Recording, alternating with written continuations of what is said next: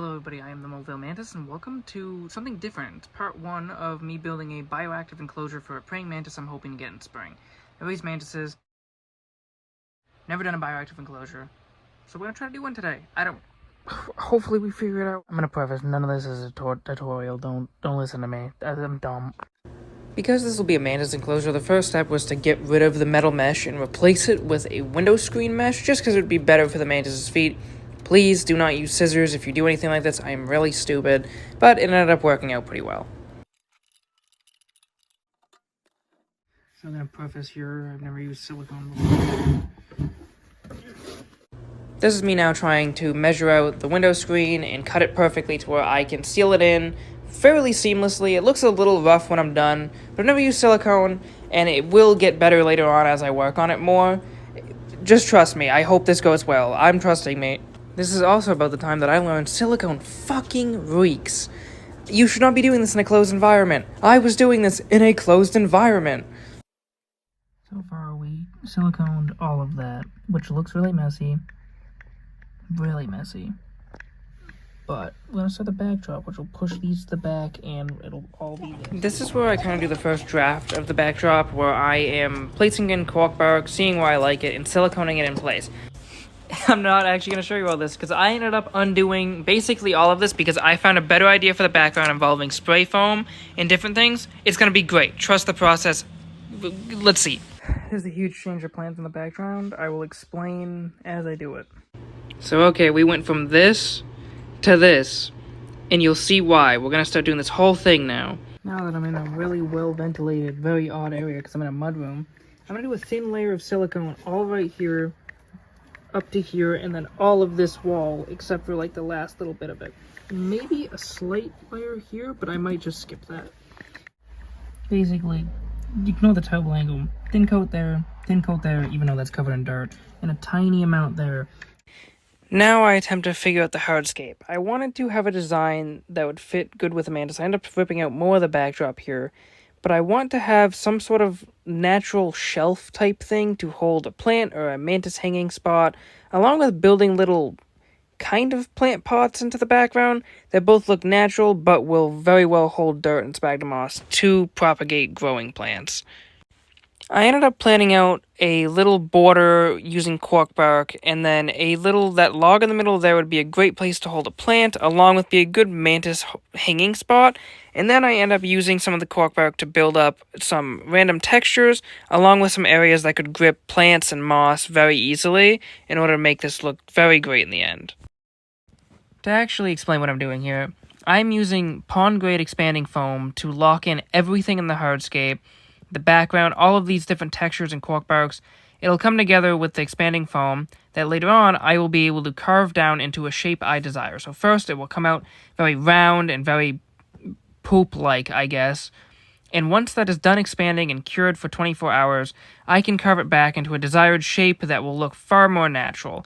It'll make complete sense, just trust my process, please. People recommended this. I didn't just make this up. You can actively see me struggling here to hold all this together while I tried to figure this out. I've never made a terrarium before.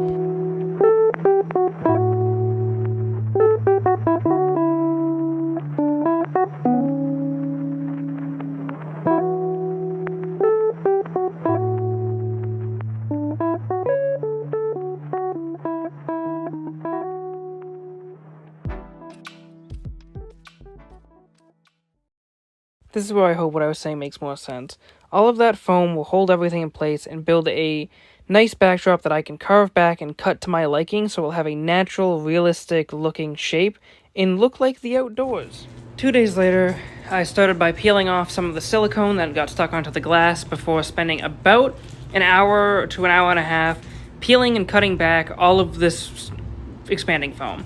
I wanted no round edges to be left, and I used my fingernails, I used a razor blade, a knife, and a little, I don't know what the knife razor blade attachment thing is, but it ended up working out pretty well. Every round edge is gone, and it looks more naturalistic, and the next step there will be covering everything in silicone. It'll make sense. This is just a photo showing the rough cut of how all of this looks now. It'll look better. I just need you guys to trust the process. Now on to a very nightmarish process where I siliconed basically what's going to be the substrate onto the back wall as a base for plants, and so it looks more natural.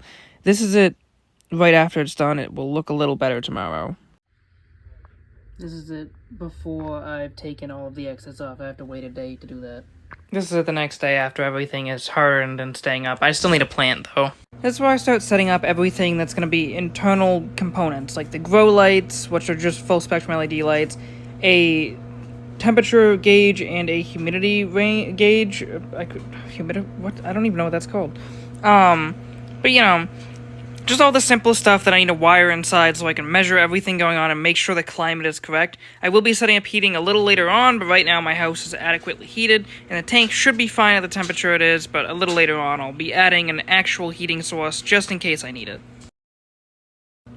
Trying to actually get this little thing through there and silicone it to the wall was a fucking nightmare, but eventually I figured it out and got it actually working, and it was great. It worked perfectly.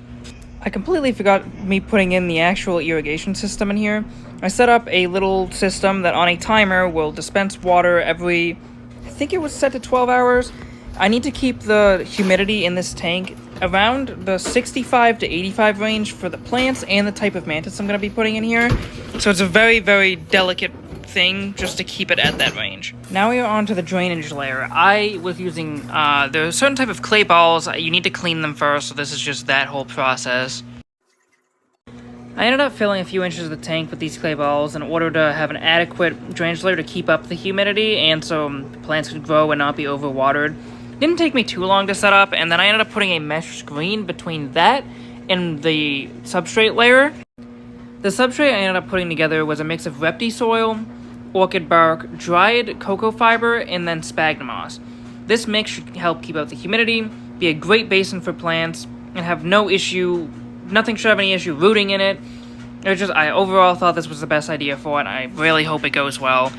This next part here is a little jumbled, but what I ended up doing was buying a 13 moss mix from a website called Frog Daddy. Weird. But it's a bunch of microferns, different mosses, and myceliums that it's all in a liquid water thing. After using this irrigation system and testing it, I chucked it all over the wall. All of the different areas that this moss could grow, it will grow, if I did this correctly. But you're just supposed to throw it at the wall, and whatever area suits best for that type of moss, it will latch and grow. So, hopefully I did it right. It's kind of hard to tell. It is not done yet. I still need to add a plant there, and I want to add more to the bottom. But it's really starting to come together, and I'm really excited. We have a misting system, it's on a timer, the light's on a timer. It's going to be great. The next steps here are just going to be adding more plants, adding some taller plants for climbing and some hanging plants for cover and climbing, and just letting everything grow in. It's going to be great. A weirder update is after doing a 2 a.m. to 8 a.m. clopin, I ended up drinking a Monster for the first time in 5 months. I don't really drink caffeine anymore. I'm so tired. More plants! I have no plan, but I have more plants. This is just me deciding what plants I actually want to put in here, and I ended up narrowing it down to only a few, and 2 were left. Up that high? It might block the light. It ended up taking me not a ton of time, but probably longer than it should to narrow down where I want to put all the plants, and they ended up looking pretty fine.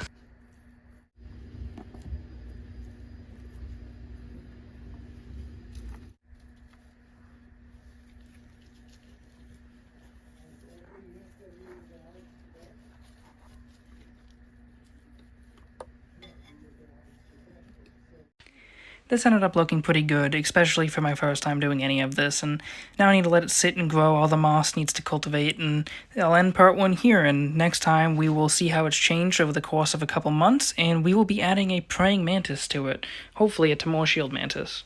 You know who I am. I'm currently preparing to move my bedroom, not a house. Thank you all for watching this video. Hopefully this will continue to look good, and everything will grow fine.